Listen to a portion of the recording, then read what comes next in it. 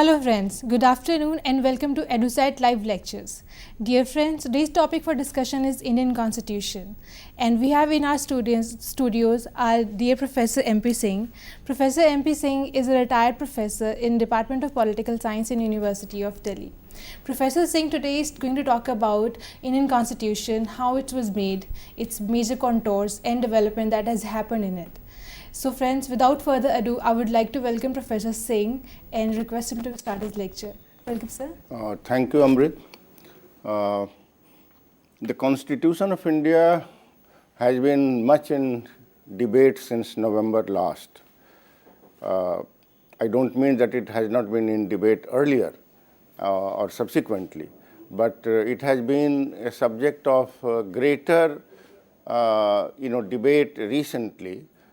Because of the fact that the chairman of the drafting committee, Dr. Ambedkar's 125th birth anniversary was celebrated in November. And this month we are going to celebrate the Republic Day of India on the 26th of January from the date from which the commencement of the Constitution was made. Now, the Constitution of India has been one of the great success stories in the universe of constitutions in the world. It is one of the only three constitutions in Asia, I mean Japan, Sri Lanka, and India. These are the three, Malaysia can also be counted as one. So, besides Japan, Sri Lanka and Malaysia, the Indian Constitution is the only constitution in the Afro-Asian world that has survived since its commencement in 1950. And for nearly 7 decades, it has been successfully operating in a part of the world where constitutions do not survive for long. They fall by the wayside, the constitutions are set aside, but the Constitution of India is a success story, and for that reason, such a success story must be narrated. Mere survival may not be really a big deal, but it's not only survival in our case. In fact, the Constitution and democracy in India are counted as successfully working entities in the global south. So, it's a rare distinction, and we are talking about that rare distinction that India has to its credit. Let me say that I am not going to offer a comparative socio-cultural or economic explanation of the Constitution or democracy of India. There are theories that constitutions and democracies work or succeed in a country which is homogeneous. Socio-cultural homogeneity is considered as a precondition for success of democracy. John Stuart Mill, the British political theorist, in fact, greatly emphasized that democracy can succeed only in a country that is socially and culturally homogeneous, and in heterogeneous or a country with great diversities, democracy would not succeed. Similarly, S.M. Lipset, the American sociologist, theorized that for success of democracy, economic prosperity of the country is important. So, these are the two preconditions, one sociological and the other economic, that are considered to be preconditions for success of democracy, and for that reason constitutions or constitutional democracy. India has defied these theories. India has defied these theories in the sense that despite a great deal of diversity in India, in fact, India is perhaps the most diverse country in the world. Culturally and socially, India is most complex, most diverse country in the world. And yet democracy has succeeded in our country. And India is also not a very rich country, although today we have the fastest rate of growth, next only to China. And in the next 10 years, India is estimated to surpass China. So economically, we are a developing democracy.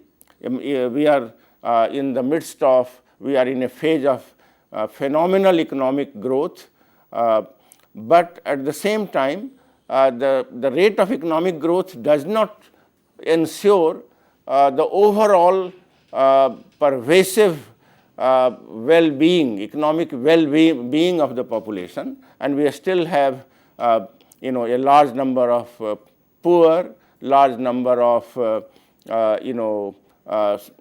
people who are economically deprived. So, but despite these two limitations, Indian democracy and constitutional democracy has made strides, and that is the subject of our discussion today. So, how can we account for this success? I said that in case of India, it is not social precondition, it is not economic precondition that can explain our success. What does explain our success?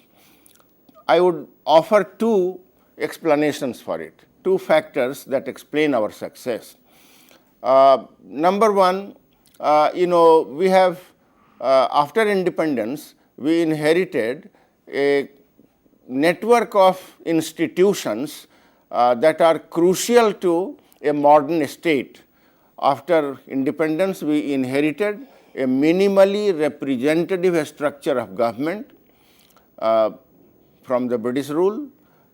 Number two, a predominantly bureaucratic state apparatus, a developed bureaucratic apparatus we also inherited, and a hugely popular party of mass appeal in the Indian National Congress, which had led the freedom struggle, freedom movement. So, these three constellation of institutions can explain why we have been so successful. A modicum of representative institutions and a developed bureaucratic state apparatus and a hugely popular nationalist party emerging from the freedom struggle. Another factor for our success and the success of our constitution is the nature of or the process of making of the constitution itself. The Constitution of India was made in 1946-49 by the Constituent Assembly of India, which was specially elected for this purpose, and the process through which the assembly made the constitution, the process through which our makers, the makers of our constitution, the constituent group that created our constitution, the process by which they made it was through consensus. They did not use their predominant majority in the Constituent Assembly.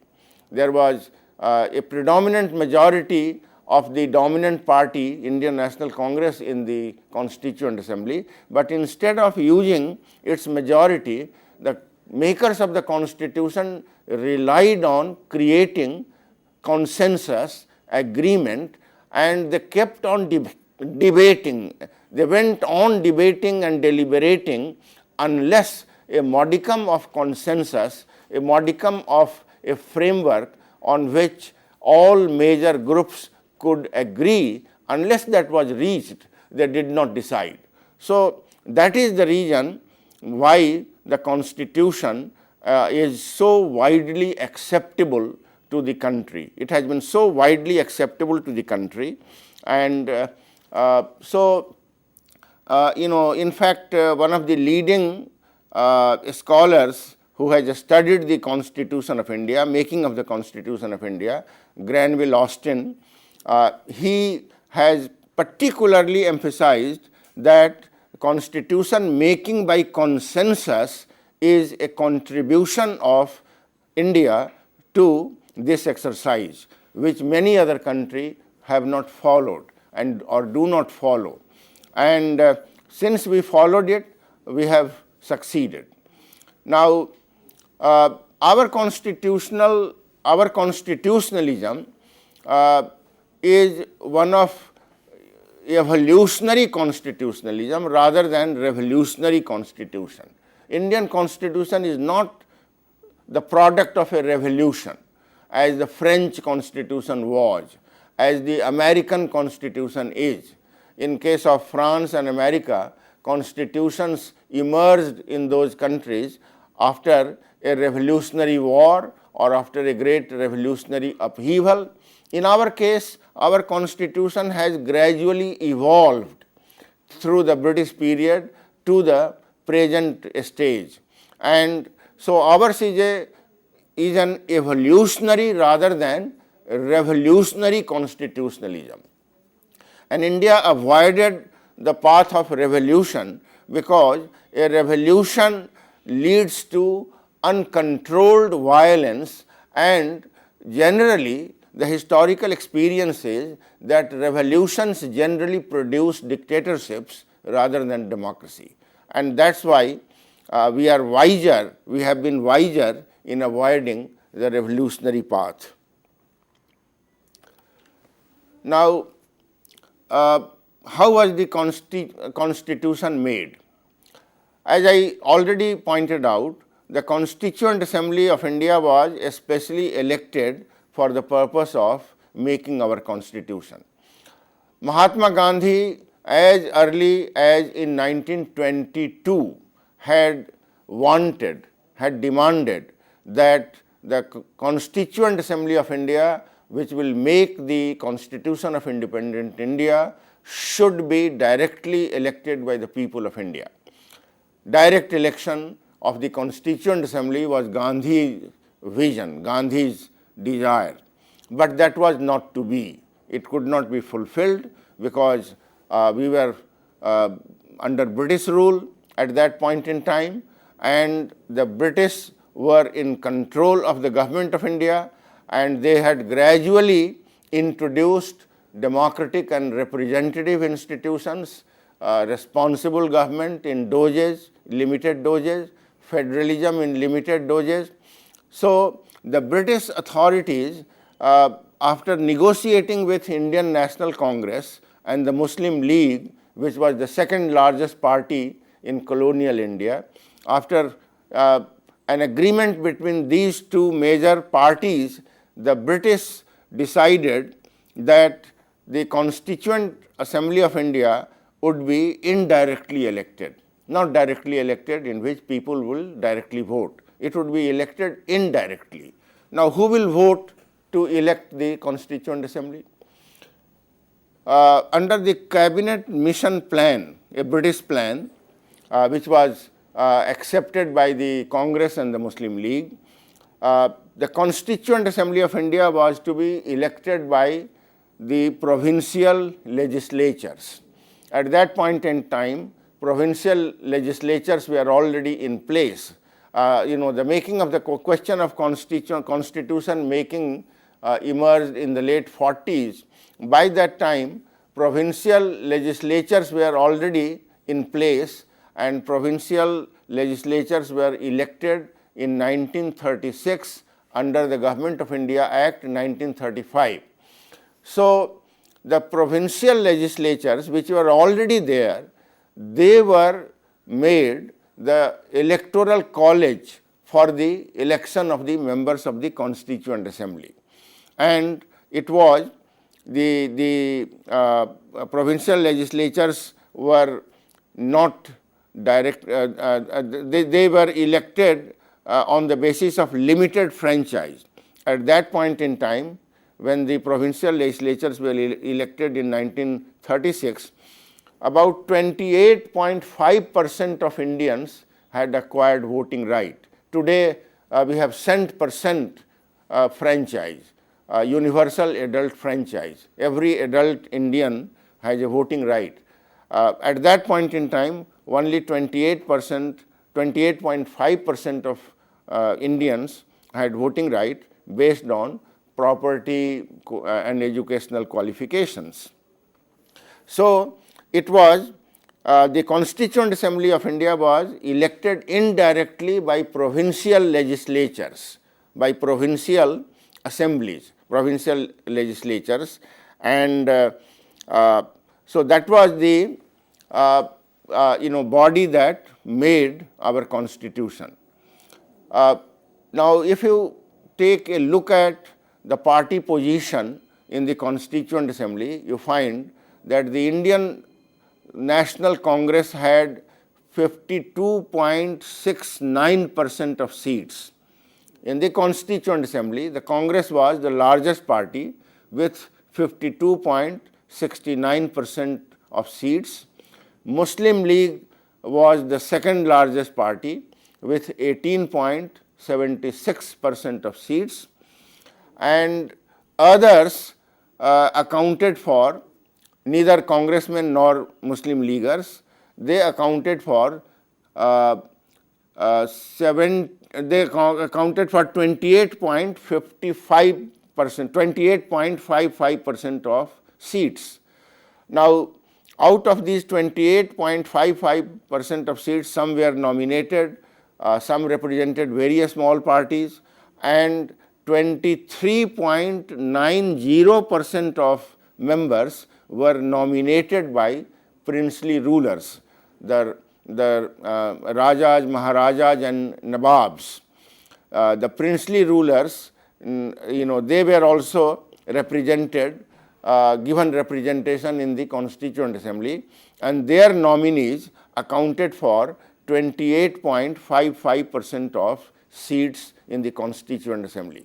So, what we find is that the Constituent Assembly had a three-way division: Congress on the one hand, the largest party, Muslim League on the other hand, the second largest party, and then a divided group of a large segment of, in fact, larger than the Muslim League, the divided contingent of the representatives of smaller parties or those nominated by the princely rulers, princely Desi Riyasat or princely states. Now,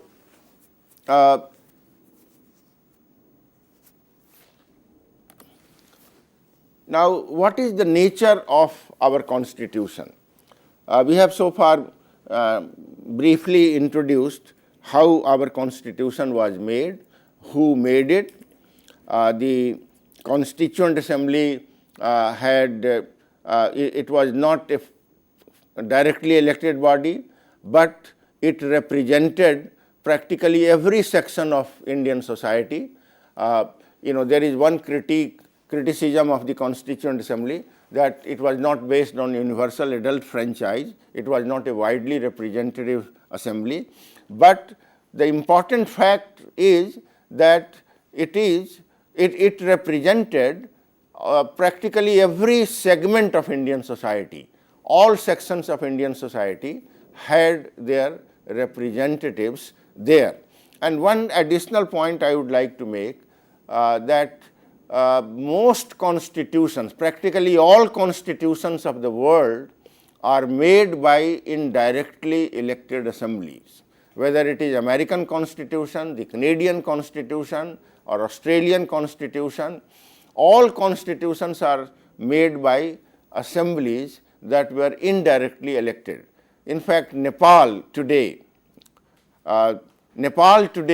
is the only country whose constitution has been made by a directly elected assembly. So, Nepal is an exception, and there is no time to go into other constitutions at this moment, although our viewers would be aware of the kind of controversies that are raging about the kind of constitution that the Nepalese Constituent Assembly has made. Now, one significant scholar, one significant interpretation of the nature of the Indian Constitution I would like to discuss. I have already referred to Granville Austin, the American historian, who has made perhaps the most thorough, systematic study of the making of the Constitution, as well as working of the Constitution in his two books, Granville Austin. Now, Austin, let us see how Austin interprets our Constitution. What is the nature of our Constitution according to Granville Austin? Austin postulates that three features or three goals underlie the Constitution of India. His hypothesis is that the Constitution of India is a seamless web, a seamless network or seamless web that has tried to combine three goals or three values. The first is national unity, the second is social transformation or social revolution, and the third is democracy. So, these are the three cardinal features that the Constitution of India is characterized by according to Granville Austin. Now, what features of the Constitution of India promote national unity? Centralized federal system that the Constitution has established is mainly to promote national unity. Before partition became inevitable, there was a scheme for a system of confederal constitution in which provinces were given a great deal of autonomy. Provinces were given a wide range of powers. In fact, in some respects, provinces or states were more powerful in the earlier scheme, cabinet mission scheme as it is called, cabinet mission proposal as it was called. But when partition became inevitable, when it became decided that India is going to be partitioned between India and Pakistan, then the Constituent Assembly of India decided to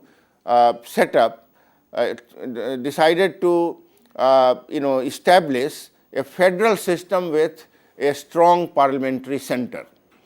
The quantum of centralization or the quantum of powers given to the center were increased after partition became inevitable, and finally the Constituent Assembly made a constitution with a strong parliamentary center. The provinces or the states were given meaningful autonomy. It was not that they were reduced to the status of municipal corporations. They had meaningful autonomy. They have meaningful autonomy under our Constitution, but to promote national unity, to promote unity of the nation, integrity of the nation, it was thought necessary that the center should have larger degree of control or power or authority in the federal structure. The Constitution also incorporates a scheme of emergency provisions. There are three kinds of emergencies contemplated in the Constitution: emergency throughout the nation, national emergency, emergency in a particular state, the so-called President's rule, and financial emergency, when the financial condition of the nation is in jeopardy, financial emergency could be declared. So far, no financial emergency has been declared, but national emergency was declared at the time of the Chinese aggression in 1962, and during the emergency in 1975-77, Prime Minister Indira Gandhi had declared internal national emergency, and a state emergency or president's rule when the government of a state cannot be carried out according to the provisions of the constitution either on the report of the governor or in his own discretion, the president may decide to take over the administration of a state and president's rule is imposed. Now, all these features are in pursuit of national unity. To promote national unity and integrity, these features of the constitution were incorporated. Now, the second cardinal value of our constitution is called social revolution by Granville Austin. Granville Austin uses the word revolution, which is rhetorical. The reality is that our approach is not revolutionary. Our approach is social transformation through legal means or social transformation through law, mechanism of law. But we incorporated very significant provisions aimed at social transformation, change in revolutionary proportions. And if you examine the fundamental rights and the directive principles of a state policy in the constitution, you will realize how the Constitution of India is greatly committed to basic fundamental equality in a caste and class divided society.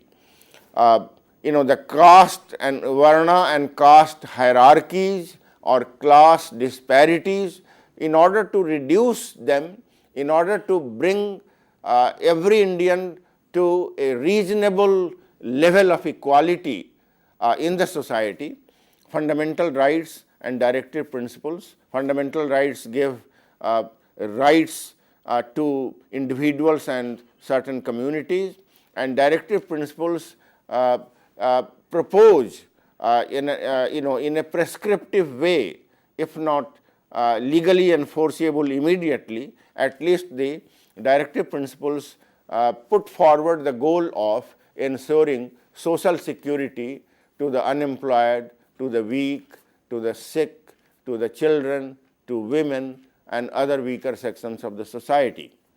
And democracy is the third feature of our constitution. Where is evident this value? Where do we find the value of democracy incorporated in our constitution? If you examine the structure of government established in the constitution, you find that every government, whether local, state or national, every government is to be democratically elected at stated intervals. At 5 yearly intervals, elections are held for the assembly and national parliament, and the governments are democratically constituted. And at the local level again, panchayats and municipal corporations are subject to electoral legitimization of their rule. So, the structure of government, if you closely examine, you find that we have representative government as well as a responsible government. Representative government and responsible government both are features of democratic government. Both are features of democracy. Representative government means that every legislator, every MP, every MLA, every panchayat committee member represents certain sections of the society, certain territorial communities. Territorial communities are given representation to the parliament, to the state legislatures, to the local councils. So, that is the representative part of democracy, and responsible part of democracy is there where the executive is made accountable to the legislature. The cabinet at national as well as state level, cabinet or the executive of the government or the cabinet, council of ministers is made responsible to the popular chamber of the legislative branch. Only so long as the Lok Sabha reposes trust or confidence in the government, a government is in office, otherwise it must go out. And only a majority support in the Lok Sabha enables a party or a coalition to form a government, and only sustained confidence of the House, popular chamber of the parliament, ensures the survival of a government. So, the democratic value or the democratic feature is evident both in the representative character of the government as well as responsible or accountable nature of the executive to the elected legislators. Now, let us refer to another scholar who has studied, who has commented on our system of government in the Constitution. Ronald Watts, a great Canadian federalist, a great expert of federalism in Canada. Ronald Watts stipulates or hypothesizes that our constitution, our form of the form of government introduced by the Indian Constitution is parliamentary-federal, in which parliamentary principle or parliamentary component has been given preeminence over the federal component. This is Ronald Watts' interpretation. This point in some other words we have already referred to earlier, but Ronald Watts, who is a Canadian comparative federal theorist, who has studied all federal systems of the world, including our own, and in his view, nature of our constitution is parliamentary federal, and when he says that our constitution is parliamentary federal, he is contrasting it with presidential federal constitution of the USA or Switzerland. The constitutions of USA and Switzerland are presidential federal, not parliamentary federal. There is difference between parliamentary form of government and presidential form of government. In presidential America, in presidential federal constitution of America, every branch of government or every organ of the government has fixed tenure. The president is elected for 4 years and he cannot be removed unless there is an impeachment. The chambers of the American Congress also have fixed terms, and before that the president cannot dissolve them, which is not the case in India, because being a parliamentary system, parliamentary component of the government can be often dissolved, or re-elections can be ordered. That is not the case in America. So, there is difference between presidential federalism and parliamentary federalism, and ours is a system of parliamentary federalism. In this respect, it is important to point out that we belong to the Commonwealth family of parliamentary federal constitutions. The first parliamentary federal constitution was made in Canada in 1867, and then followed the Australian Constitution in 1901, and then the Indian Constitution in 1949 and 1950. So, we belong to the Commonwealth family of parliamentary federal constitutions. Now, Ronald Watts also makes the point that over the years, over the decades, the Indian constitution or the working of the Indian constitution has gradually become more and more federalized. The Nehru government, the Indira Gandhi government were not so federally oriented. During their times, it was the parliamentary centralism that prevailed in the working of the system. But now we are living in an era when parliamentary centralism has become constrained by the growth of regional parties, growth of regional forces in the country, and with regionalization of the party system, the state governments have acquired greater autonomy, because there was a time when all governments, national as well as state, were formed by one party, dominated by one party, the Indian National Congress. Now a large number of parties are in power at the national level. If the Lok Sabha is dominated by one coalition, the Rajya Sabha is dominated by coalition of other parties, and if center is controlled by one particular coalition of parties, various state governments are formed by a large number of other parties or coalitions of parties.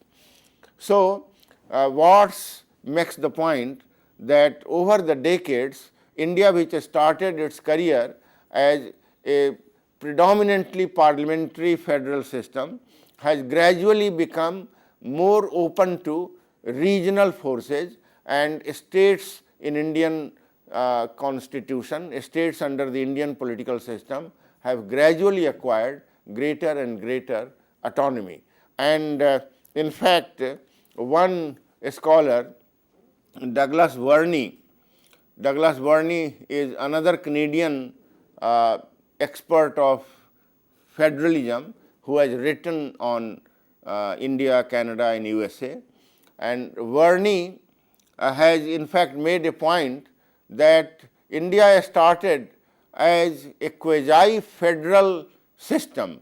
Quasi-federal is a term that was used by K.C. Weir. K.C. Weir, the Australia-born federal theorist who worked in the United Kingdom, wrote a book, Federal Government, in which he characterized Indian constitution as quasi-federal and Indian political system also as quasi-federal. His thesis was that the constitution was quasi-federal as well as actual working of the government was also quasi-federal, and that was his conclusion until the Nehru government.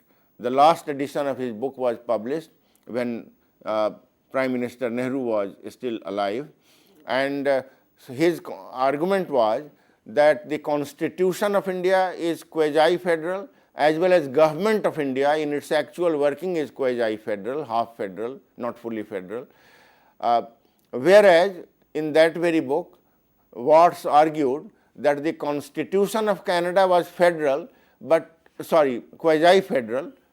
Constitution of Canada was quasi-federal, but actual working of the Canadian government had become federal, after the Second World War.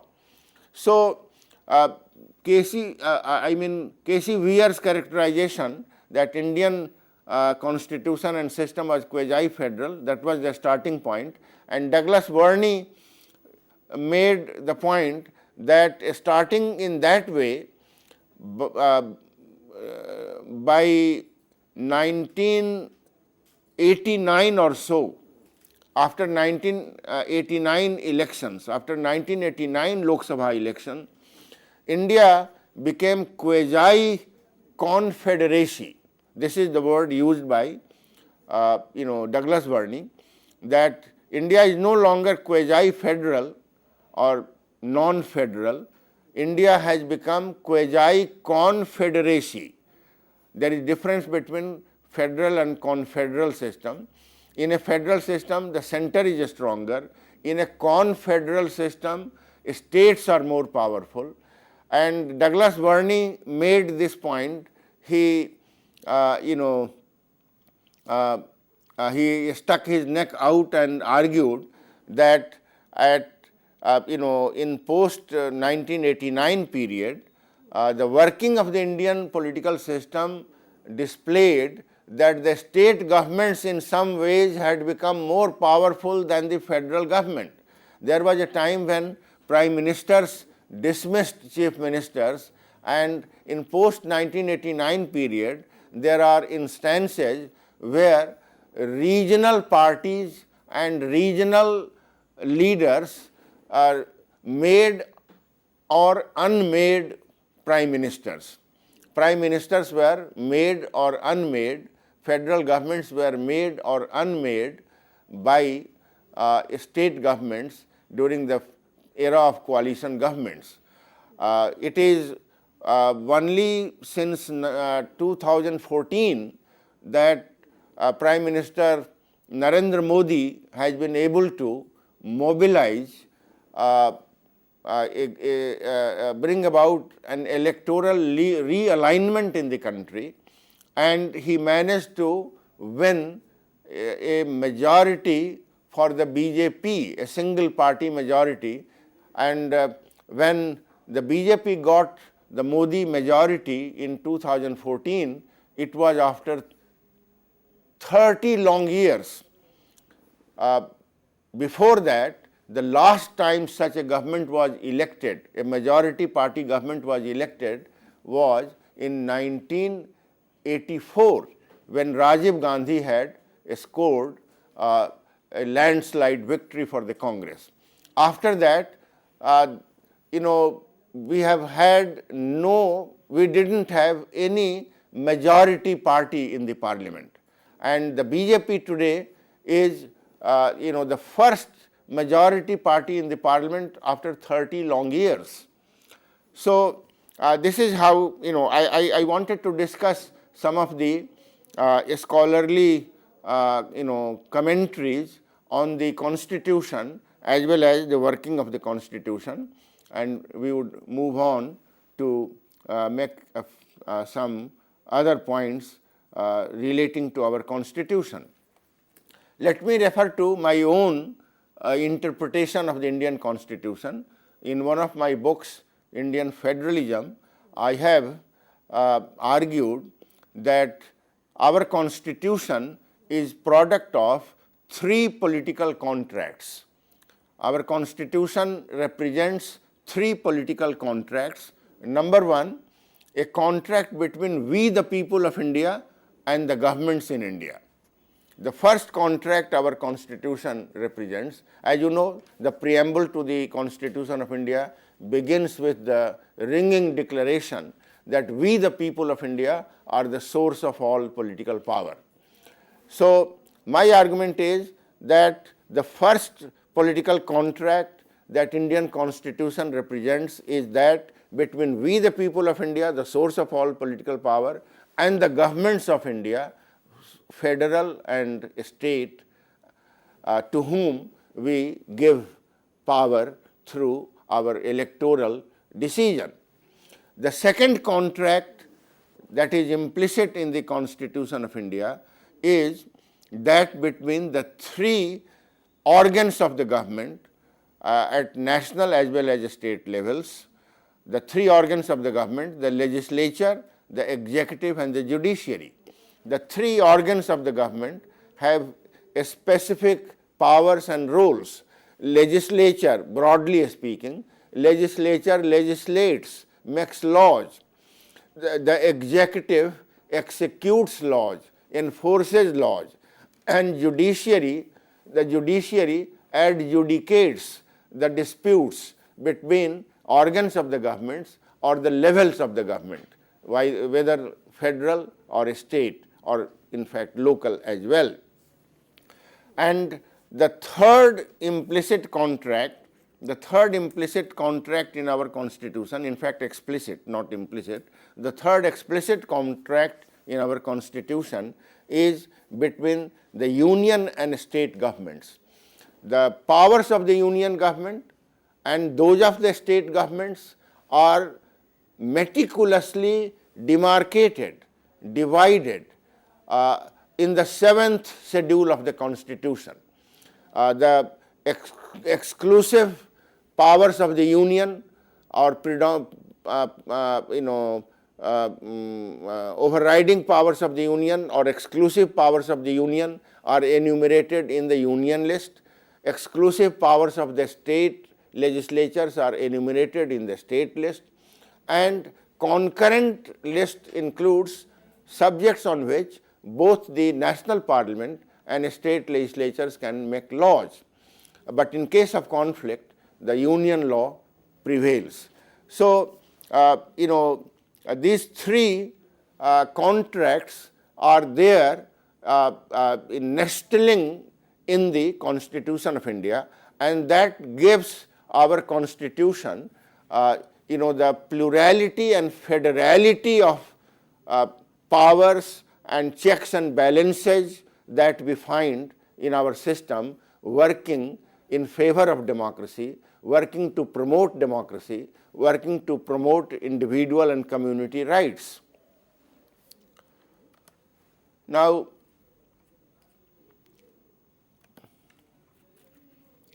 our constitution is a multicultural secular constitution. Now, this is another feature that I would briefly comment on. Our secularism, our secular constitutionalism is evolutionary rather than revolutionary. That's the first point I would like to make. Revolutionary secularism is evident in France or in the USA, where the constitutions of those countries put a wall of separation between the state and the church, between a state and religion. A state is completely debarred from meddling in religious affairs in those secular constitutions. Now, so the French and American secularism are different. I call them revolutionary secularism. Our secularism is different, and I call it evolutionary secularism, in the sense that our constitutionalism is evolutionary, much like the British secularism. In Britain, for all practical purposes, the British constitution is secular. Every British subject has secular freedoms, but even today, the crown of England can be worn only by a Catholic. Only by a Protestant. Only a Protestant can wear the crown of England, not a Catholic Christian or not a member of any other religious community.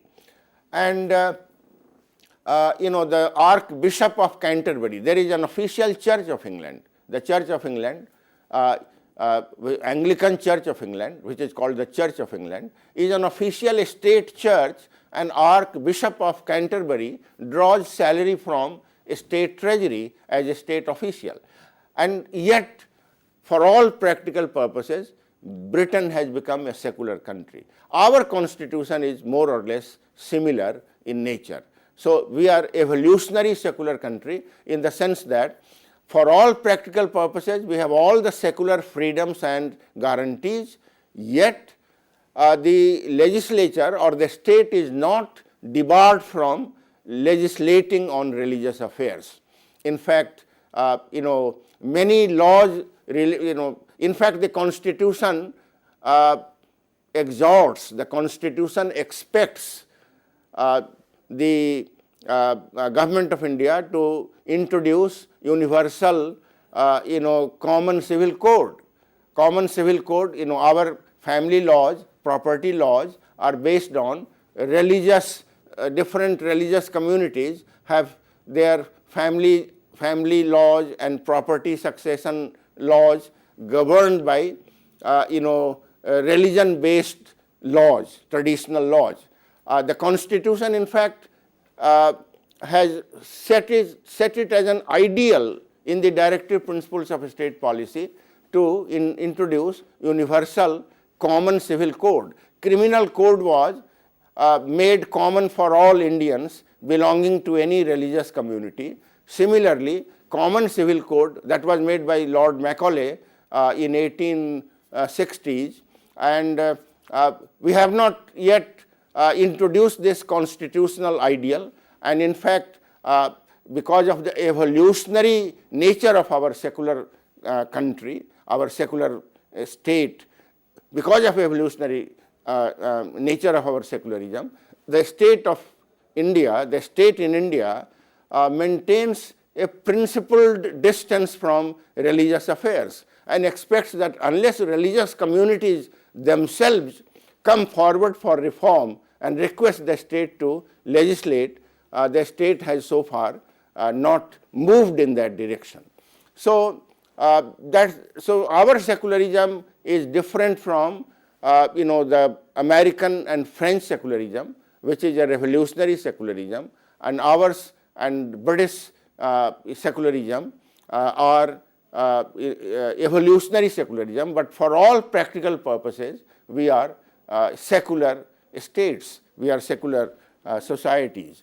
At least the state is secular, if not society, and the state, it is the responsibility of the state to promote secularism in culture and society of India.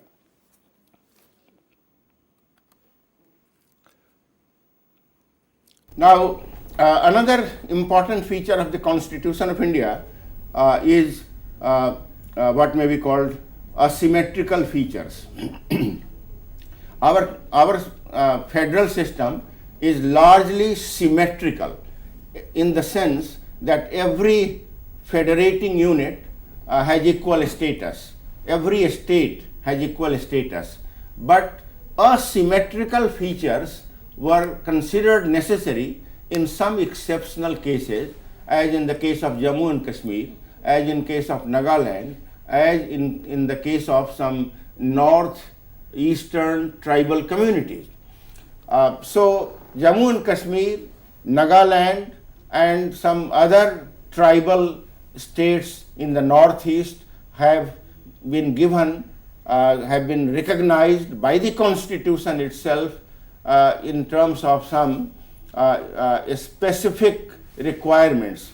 The historical nature of integration of Jammu and Kashmir with India required Article 370, and the desire of the makers of the Indian Constitution to protect tribal customs and traditions in the northeast prompted them to give exceptional symmetrical tribal protection laws, tribal modes of governance under the 5th schedule and the 6th schedule. The 5th schedule, tribal communities in the bulk of the country, mainland country, and the 6th schedule relates to Assam, Meghalaya, Tripura and Mizoram. These 4 states are governed by the 6th schedule provisions which guarantee tribal modes of governance in those parts of the country.